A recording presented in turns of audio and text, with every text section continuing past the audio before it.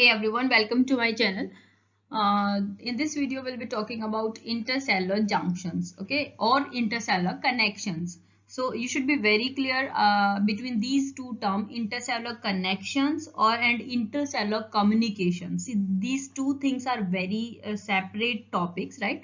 Connections or junctions are same thing, which basically useful in connecting two cells via many proteins, right? And second thing is intercellular communication, where one cell communicate with other cell with the help of some signaling mechanisms, which I have already discussed, right? So here we'll be talking about only intercellular junctions. You can get some short note like 3-mark question you can get in exam, and most frequently it is being asked.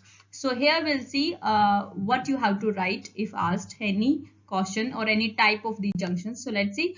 So this is a structure having two cells connected with each other via various junctions, and we'll be talking about one by one. So broadly they are divided in three types. One is tight junctions, second is gap junction, and cell adhesion junctions, which are basically helping in adhesion part. And the examples are desmosome, hemidesmosome, and Jonah adherens, right?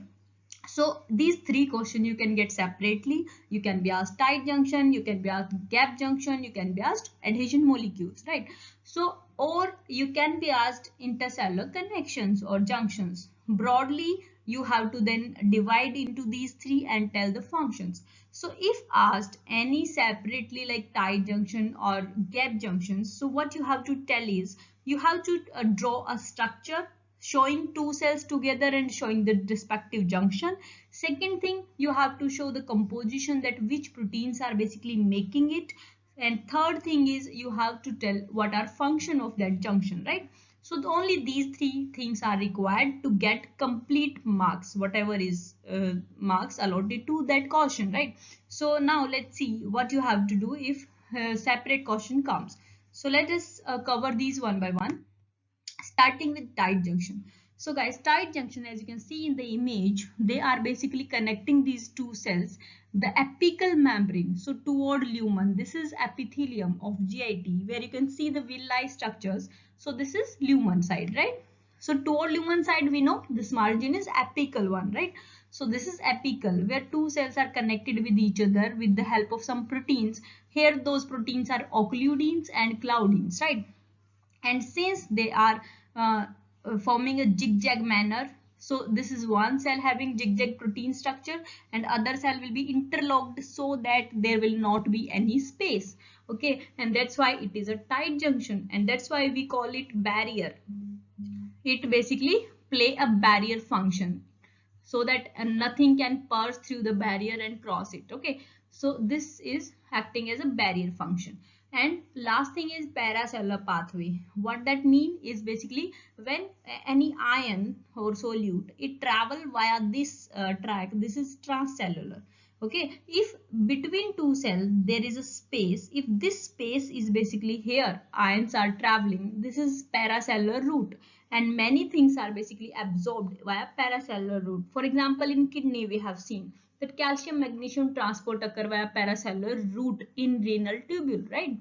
So that's how these junctions are playing role. So these are mainly protecting the layer from immunity because of barrier function. Paracellular pathway, ion and solutes are transported via it, okay? So this is all about tight junction. Coming to what can happen if this integrated of membrane is not maintained and the tight junctions are not working properly. Now that time epithelium can be leaky, and all the bacteria, viruses, they can enter through the leaky channels, and they basically aggravate the immune reaction, okay? So that's why which can lead to symptoms like IBD, inflammatory bowel disease. This is example. So that's why integrity of membrane is basically maintained by tight junction. Coming to next, gap junction, which is this structure showing gap junction. You might have heard gap junctions in cardiac muscle. Intercalated disc, we always describe that intercalated disc have gap junctions for rapid propagation of action potential. We have seen that, right? So this diameter of pore size here is around 2 nanometer. It permits the transport of ions, sugar, amino acids, And that's why we can say that rapid propagation of action potential, because even then action potential is also the ion exchange only, right? So this is gap junctions, which we'll see in zoomed view, right? Let's see what is there. So what you have to describe it fast. So this is the gap junctions, which is zoomed here, and you can see that there are two units of two cells. This is one unit of one cell and this is second unit of second cell. So these units are called connect zone. Okay, now if we see one connect zone, this one connect zone is made up of 6 connexin units. Okay, and these connexins are nothing but transmembrane proteins. Okay, so if we see cut section of this two connect zone unit, you can see that these two cells making a pore like structure, which basically allow the transport of ion solutes, or we can say intracellular fluid. Can you see? This is also intracellular of one cell and this is also intracellular area of other cell. And that's why we can say that intracellular fluid is continuous between two cells here. Okay, so this is structure of gap junction, where we can see that this is helping in rapid propagation of action potential, and that's why our heart is acting as syncytium. Okay, coming to last, which is the adhesion proteins, adhesion junctions. First is Jonah adherents. As you can see, this structure, this one, these are Jonah adherents. Okay, and these are made up of integrin, cathedrin, and selectin. They help in holding the tissue together. Okay, we know that this is binding both the cells and acting as barrier, but this is epithelium of GIT, for example. So GIT have peristalsis, so these cells should be held together throughout, and that's why we have Jonah adherents. Okay, so they hold the cell together during even movements. Fine. And second thing is they are connected with microfilaments like actin, and they help in cell signaling.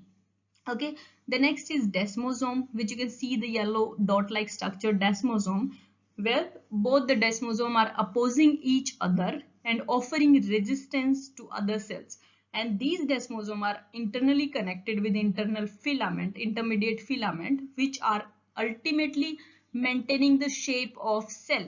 They are connecting the cell organelle with cell membrane, and that's how making the contour of cell. And that's why the Jonah adherens, it maintain, sorry, desmosome, it maintain the contour or shape of the cell. Okay, and last is hemidesmosome, which is basically responsible. Proteins are also written, you can also learn them. So integrin protein is basically uh, involved in hemidesmosome, and this hemidesmosome, as you can see, this is toward the basal membrane, because if this epithelium is moving, the cell integrity is maintained, the cell shape is maintained, but the cell should also be attached to the basal lamina throughout, and that's why we have hemidesmosome. So during movements, hemidesmosome is helping the cell to maintain integrity and helping in cell movement. Okay, so that's all about all the junctions, which you can write in brief if asked in examinations. Thank you so much. Please subscribe if my channel is helpful to you. Thank you so much for watching.